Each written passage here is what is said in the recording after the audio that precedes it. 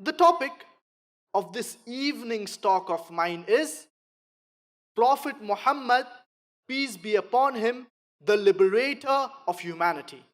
I started my talk with the quotation from the glorious Quran from Surah Anbiya, chapter number 21, verse number 107.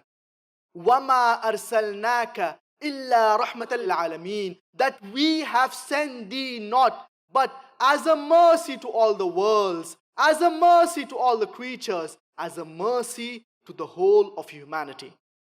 Allah subhanahu wa ta'ala says in Surah Sabah, chapter number 34, verse number 28, وَمَا أَرْسَلْنَاكَ إِلَّا كَافَّةً لِلنَّاسِ بَشِيرًا وَنَذِيرًا وَلَكِنَّ أَكْثَرَ النَّاسِ لَا يَعْلَمُونَ, that we have sent thee not but as a universal messenger, giving glad tidings and warning men against sin.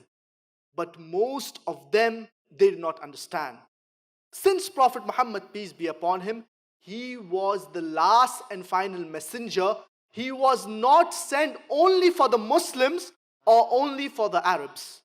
But Prophet Muhammad, peace be upon him, he was sent for the entire humanity. And I would like to share with you an incident of Suhail bin Amr. Suhail bin Amr, he was sent by the Quraysh to negotiate with the Prophet ﷺ before the Treaty of Hudaybiyah. Now Suhail bin Amr, he was an international negotiator.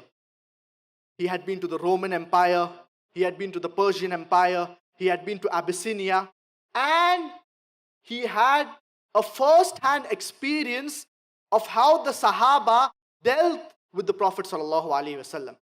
Now Suhail bin Amr, when he returns back to the Quraysh, he tells them that I have seen the Roman Empire, I have seen the Persian Empire, I have seen the Empire of Abyssinia, but I have not seen any followers love and respect their leader so much the way the Sahaba love and respect the Prophet Muhammad, peace be upon him.